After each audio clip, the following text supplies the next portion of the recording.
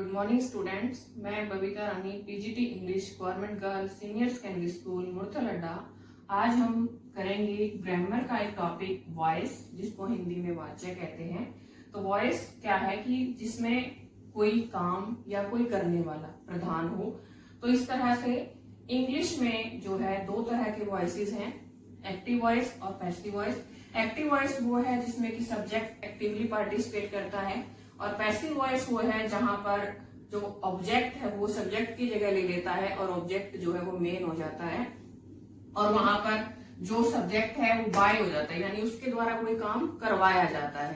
ठीक है, जैसे यहाँ पर एक एग्जांपल है, ही राइट्स ए लेटर। तो ये हमारा पैटर्न है सेंटेंस का, सब्जेक्ट वर्ब और ऑब्जेक्ट। तो सब्जेक्ट में सबसे पहले ही, वर्ब की जगह पर राइट्स और ऑब्जेक्ट में ए लेटर। अब यहाँ पर ये पैटर्न ही राइट्स ए लेटर। अब जैसे हम पैसिव में चेंज करेंगे तो ये पैटर्न चेंज हो जाएगा और ऑब्जेक्ट, वर्ब और सब्जेक्ट में चेंज हो जाएगा। ऑब्जेक्ट कौन सा था ये हमने देखा, ए लेटर जो है हमारा ऑब्जेक्ट है, उसको हम शुरू में लेकर के आएंगे। उसके बाद हमने मेनली क्या देखना है, वर्ब, क्योंकि वॉइस में हमने सिर्फ वर्ब देखनी होती है कि वर्ब कौन से टेंस की है। अगर वर्ब हमें पता लग जाता है और हमें टेंस आते हैं तो हम उसको इजीली चेंज कर सकते हैं। तो यहाँ हमने वर्ब देखी, ये क्या है, फर्स्ट फॉर्म दे रखी है, साथ में एसईआईएस। तो एसईआईएस दे रखा है तो उस हिसाब से इजएमआर जो है वो एक हेल्पिंग वर्ब लगेगी उसमें से। ए लेटर क्योंकि सिंगुलर है इसीलिए वहां पर इज लग गया। अब अगला क्या है, वर्ब की थर्ड फॉर्म। मेन फॉर्म क्या थी, राइट। राइट को हम चेंज करेंगे थर्ड फॉर्म में रिटर्न, और बाय और ही जो है वो चेंज हो जाता है पीछे जाकर के हिम में, शी हर में, वी अस में, दे देम में। तो इस तरह से ये चेंज हो जाते हैं। अब एक टेबल जो हमारे टेंसेस की है, ये वो पार्ट है जहां पर हमें वर्ब देखनी है और उसको कैसे चेंज करेंगे हम, ये टेबल बनाई गई है। सबसे पहले आता है present indefinite tense. Present indefinite tense की पहचान क्या होगी कि जब हम कोई भी सेंटेंस हमारे सामने होगा तो उस सेंटेंस में हम सबसे पहले वर्ब को सर्कल करेंगे कि ये कौन से टेंस की जो है वर्ब है। ये वर्ब हमें किस टेंस को बताती है। तो यहाँ जैसे हमने इसको सर्कल किया था, एस या ई साथ में लगा हुआ था, तो हमें पहचान आ गई थी कि ये प्रेजेंट इंडेफिनिट टेंस है। तो प्रेजेंट इंडेफिनिट टेंस की पहचान ये होगी कि वहां पर वर्ब के साथ एस या ई लगा होगा, और अगर नेगेटिव सेंटेंस दे रखा होगा तो वहां पर डू या डज लगा होगा, साथ में नोट होगा, और अगर इंटेरोगेटिव दे रखा होगा तो डू या डज पहले होगा और जो है क्वेश्चन मार्क होगा। जब हम उसको चेंज करेंगे पैसिव वॉइस के अंदर तो हमने ये देखना है, जैसे यहाँ पर हमने देखा ए लेटर एक था तो हमने इज लगाया, अगर यहाँ पर लेटर्स होता तो आर लग जाता, और यहाँ पर अगर मी दे रखा हो कहीं पीछे किसी उसमें तो वो जब आई बनेगा तो एम हो जाएगा। तो इस तरह से is am are helping verb लगेगी प्रेजेंट इंडेफिनिट के केस में, और वर्ब की थर्ड फॉर्म। ये चीज याद रखनी है कि जब भी हम पैसिव वॉइस चेंज करते हैं तो हमेशा, चाहे इसमें कोई भी वर्ब दे रखी है लेकिन पैसिव में जाकर के वो वर्ब की थर्ड फॉर्म ही बन जाती है। ये बात हमें हमेशा याद रखनी है। नेक्स्ट है present past present continuous tense. Present continuous tense के अंदर कंटिन्यूअस का मतलब हम हमेशा से समझते आए हैं कि आईएनजी कोई भी काम जो है वो प्रोसेस में है, तो वर्ब की फर्स्ट फॉर्म के साथ आईएनजी लगा होगा फर्स्ट फॉर्म के, और यहाँ पर इज एम आर होगा।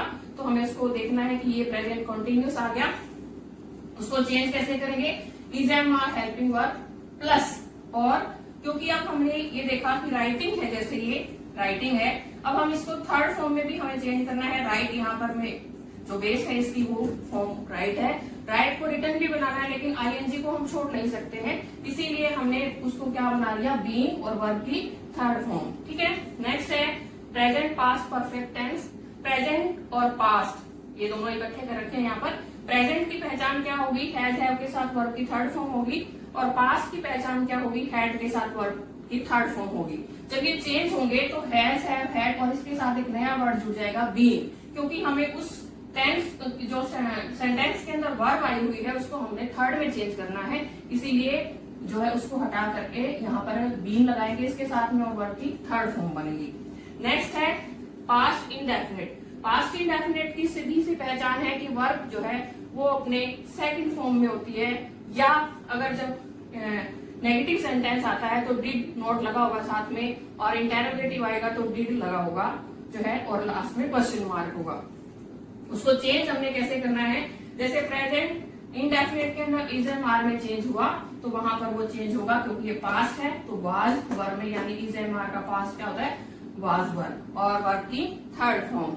और जब हम इसका डिड है, चाहे डिड भी दे रखा है तो भी हमें कंफ्यूज नहीं होना कि डिड का हम क्या करें, क्योंकि अगर डिड नॉट दे रखा है इट मीन्स वो फिर भी पास्ट टेंस है, पास्ट इंडेफिनिट टेंस है, और उसकी वही हेल्पिंग वर्ब लगेगी वाज और वर, और इंटेरोगेटिव में वही वाज वर शुरू में आ जाएगी। नेक्स्ट जो है पास्ट कंटिन्यूअस, यहाँ पर प्रेजेंट कंटिन्यूअस में हमने देखा है इज एम आर दिया हुआ है, तो पास्ट कंटिन्यूअस में वाज और वर, और वर्ब की फर्स्ट फॉर्म के साथ आईएनजी। इसी तरह से जैसे यहाँ पर चेंज हुआ था इज एम आर के साथ जो है, और फिर बीइंग, इज एम आर का पास्ट यहाँ पर हो गया वाज वर। बीइंग क्यों बनाया ये आपको बताया है, क्योंकि हमने वर्ब की बेस फॉर्म को तोड़ करके थर्ड फॉर्म में चेंज करना है, इसीलिए उसको बनाएंगे हम वर्ब की थर्ड फॉर्म, और यहाँ पर बीइंग ऐड किया है। नेक्स्ट है future indefinite tense. Future indefinite tense की पहचान क्या होगी कि फ्यूचर के लिए जैसे मैंने समझाया हुआ बेटा, फ्यूचर का मतलब विल शैल, तो विल शैल जब भी आ गया तो इसका मतलब वो फ्यूचर में कोई बात हो रही है। तो फ्यूचर इंडेफिनिट की पहचान क्या होगी, विल। जब हम इसको पैसिव में चेंज करेंगे तो विल और शैल के साथ बी वर्ड जुड़ जाएगा और वर्ब की थर्ड फॉर्म हो जाएगी। यहाँ पर वर्ब की फर्स्ट फॉर्म आई हुई है तो ये वर्ब की थर्ड फॉर्म में चेंज हो जाएगी, ठीक है। नेक्स्ट है future perfect tense. Future perfect, future के लिए विल और शैल, परफेक्ट के लिए हैव, और वर्ब की थर्ड फॉर्म यहाँ पर आकर के एक वर्ड जैसे यहाँ पर जुड़ा था बीइंग परफेक्ट के अंदर, इसी तरह से हमारा फ्यूचर परफेक्ट के अंदर भी जो है एक बीइंग वर्ड जुड़ा है और जो है वर्ब की थर्ड फॉर्म। तो इस तरह से हमारे इंग्लिश में 12 टेंसेस होते हैं, लेकिन वॉइस में केवल 8 ही चेंज हो पाते हैं, बाकी 4 जिसमें से future indefinite, future continuous tense और स्टार्ट। तो हमने देखा कि केवल 8 ही टेंसेस जो है वो इंग्लिश में वॉइस चेंज करते हैं, बाकी 4 नहीं करते, जिसमें कि फ्यूचर कॉन्टिन्यूअस टेंस है और तीनों जो है वो परफेक्ट कॉन्टिन्यूअस टेंस है। प्रेजेंट, पास्ट और फ्यूचर तीनों के परफेक्ट कॉन्टिन्यूअस और फ्यूचर का कॉन्टिन्यूअस टेंस जो है वो कभी भी चेंज नहीं होता है, केवल ये 8 चेंज होते हैं, इंडेफिनिट, कॉन्टिन्यूअस, प्रेजेंट और past perfect, past indefinite, past continuous, future indefinite और फ्यूचर परफेक्ट टेंस। तो इस तरह से जो है हमने क्या समझा इसमें कि वॉइस में जब भी हम चेंज करेंगे, वॉइस को जब भी हम एक्टिव से पैसिव में चेंज करेंगे, तो सबसे पहले जो सेंटेंस हमें दिया गया है हमें उसकी वर्ब को सर्कल करना है या उसको अंडरलाइन करना है, ताकि हमें पता लग जाए कि हम कौन से टेंस की वर्ब चेंज करें, कौन से टेंस की हेल्पिंग वर्ब वहां पर लगेगी,